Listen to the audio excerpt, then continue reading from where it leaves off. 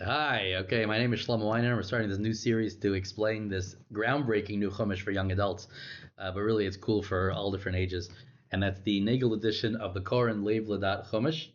It's amazing. Here's the one volume version. There's the individual versions, which I think I don't think I know they have more in it. I'll be giving you a tour of how to use the Chumash, whether you're an educator, whether you're just somebody at home. It's I think one of the Torah's best kept secrets right now.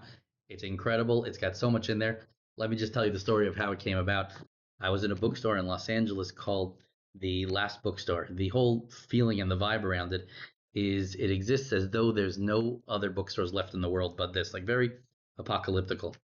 And I remember tripping in one of the sections and I fell down by an area where there were these teen Bibles.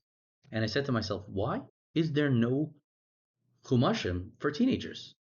The Christians have tons of them. We don't have any of them.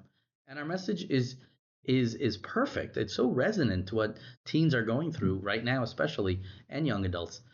Why not do a chumash for young adults? I spoke to Mayor Zlotowitz over at Art Scroll, and he said he loved the idea.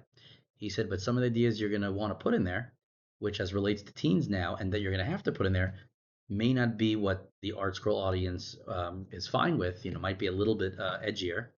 And he said, but I'm going to set you up and suggest that you call Koren. So I spoke to the people at Koren. I pitched the idea. Koren. I pitched the idea and they loved it. And that was really the genesis of the idea of this young adult Koren Ladaat Chumash.